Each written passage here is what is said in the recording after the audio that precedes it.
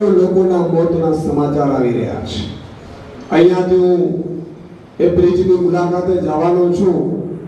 ચિંતા એ નથી કે આ બ્રિજ તૂટી ગયું, ચિંતા મિત્રો એ છે કે આ બ્રિજની સ્થાનિકોએ વારંવાર રજૂઆતો કરી, સ્થાનિકોએ વિડિયો બનાવ્યા, સ્થાનિકોએ કીધું કે આ બ્રિજ ઉપર હાલી નથી શકાતું અને તમે વાહનો ચલાવડાવો છો, કોક મરી જશે। અને આજે મિત્રો આ ગુજરાતના નાગરિકોએ ભ્રષ્ટ ભાજપના અણવહીવટના અને ભ્રષ્ટાચારના કારણે લોકો ગુમાવ્યા।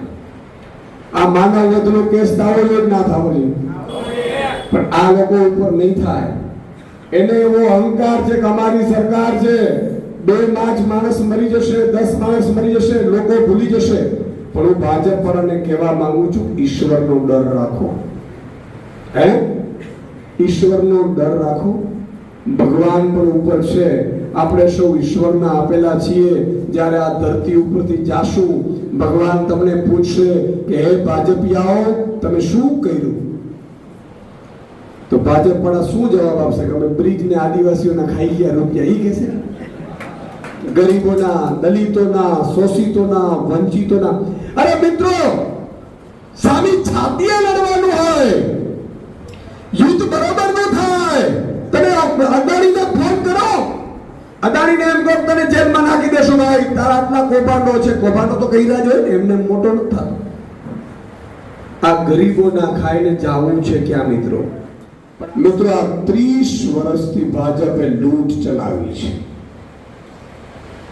મિત્રો મને એટલું દુઃખ થયું છે જ્યારે ભાજપના નેતાઓ, મિત્રો તમે 5 લાખનો ભ્રષ્ટાચાર કરો, એકાદ બ્રિજ ખાઈ જાઓ, વાંધો નહીં, હાલો અમે તમને માફ કરી દઈએ। એકાદ ખાઈ જાઓ, રોડ ખાઈ જાઓ, વાંધો નહીં।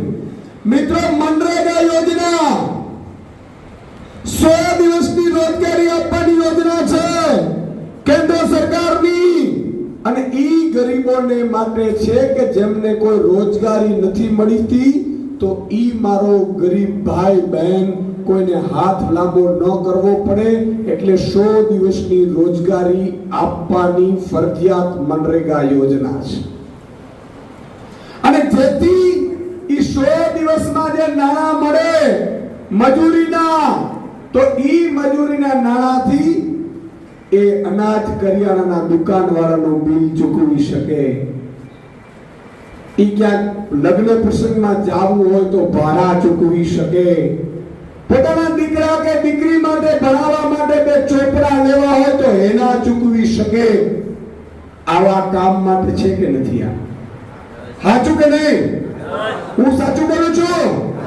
તો મિત્રો આજે ગરીબ લોકોની આંતરડી બાળી આ લોકોએ, ભાજપે મિત્રો 100 કરોડનું નહીં, 200 કરોડનું નહીં, 500 કરોડનું નહીં, 1000 કરોડનું નહીં, 1500 કરોડનું નહીં, 2000 કરોડ નહીં, 2500 કરોડ રૂપિયા ગરીબોના ખાઈ ગયા હરામ નાલાયકો।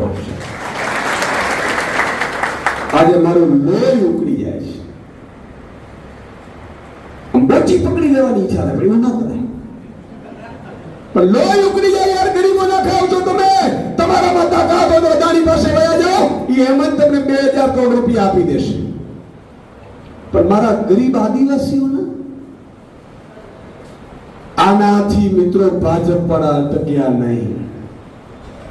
એમણે જ્યારે આ આદિવાસી સમાજનો, હમણાં પ્રવીણભાઈએ વાત કરી, અમે હમણાં સર્કિટ હાઉસે ગયા હતા, ત્યાં પણ લોકો કાગળિયા લઈને આવ્યા કે સાહેબ અહીંયા એ મનરેગામાં કૌભાંડ થયું છે।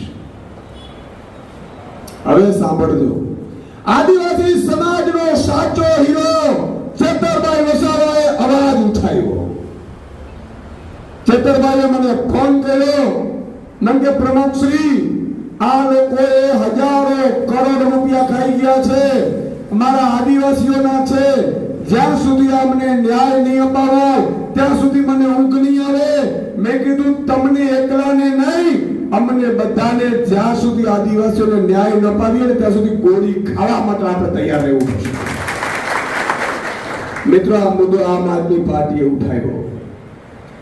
આમ આદમી આદમી પાર્ટીએ ઉઠાવ્યો, ભાજપના મંત્રી સામે પડ્યા, ભાજપના મંત્રીના દીકરાઓને જેલમાં નાખ્યા, પણ એટલું નહીં, એકલા બે મંત્રીઓના દીકરા જ નથી, આખી ભાજપ કરોડો રૂપિયા ખાઈ ગઈ છે. આખી ભાજપ કરોડો રૂપિયા ખાઈ ગઈ છે મિત્રો. અને ચિંતાની વાત ત્યાં થઈ કે જ્યારે ચેતરભાઈએ એક પછી એક કૌભાંડો ખોલવાનું નક્કી કર્યું તો આ ષડયંત્ર ટોળકીએ ચેતરભાઈ ઉપર ખોટો કેસ કરવાની હિંમત કરી છે મિત્રો. આનો બદલો લેવો પડે કે ના લેવો પડે? જોરથી બોલો, લેવો પડે કે ના લેવો પડે? આજે મને હમણાં નરેશભાઈ કહેતા હતા, મને વારંવાર બાબુભાઈ, મુનિયા સાહેબ, અનિલભાઈ, આ બધા લોકો વારંવાર રજૂઆતો કરતા હોય છે, બાણાભાઈ પણ કહેતા હોય છે, સાહેબ અહીંયા રોજગારી છે નહીં, અહીંયા રોજગારની વ્યવસ્થા ભાજપે કરી નથી. સાચી વાત છે આ? તો મિત્રો, તમારા મારા સંતાનોને જો રોજગાર ન આપી શકે, તમારા મારા સંતાનોને સારું શિક્ષણ ન આપી શકે, તમારા મારા સંતાનોને સારો રોડ કે બ્રિજ ન આપી શકે, તો આ સરકારને બદલાવા માટે આપણે કોણ રોકે છે? કોઈ તો રોકે છે, નકર તો બદલી જાય. એ રોકે છે એ કહેવાતા આપણા કંસ મામાઓ રોકે છે, ભાજપમાં છે, આપણા જ જ્ઞાતિના. આચું બોલું છો? આપણે કોઈને મારવા નથી, પણ આપણા સમાજના આગેવાનો, આપણા જાતિના આગેવાનો જો આપણે અન્યાય કરતા હોય, આપણે સત્યની સાથે ઉભા રહેનારને ડરાવતા હોય, ધમકાવતા હોય, તો આપણે એને મતદાનના દિવસે સાથ નથી આપવાનું, આટલું ખાલી કરવાનું થાય છે. મિત્રો, આમ આદમી પાર્ટીની સરકાર આવે ને 5 વર્ષમાં પેરિસ વાળા અહીંયા ભાષણ કરશે કે હાલો મિત્રો, અમારે ગુજરાત જેવું તમને પેરિસ બનાવીને આપીશ, એમ કેવું પડે. સાચું કે નહીં? શાસન આને કહેવાય. વધારે વધારે જે આજે લોકો જોડાના ભાજપના મિત્રોનો આત્મા જાગ્યો, લોકો મેં કીધું કે બ્રિજ પડે એ વાતનું દુઃખ નથી, દુઃખ એ વાતનો છે કે બ્રિજ પડે છે, ખાડા પડે છે, મનરેગા કૌભાંડ થાય છે, છતાંય આપણો આત્મા જાગતો નથી. દુઃખ એ વાતનો થાય છે. પણ એક જ વાત ધ્યાન રાખજો, રોજ 5-10 લોકોને જોડવાનું રાખજો.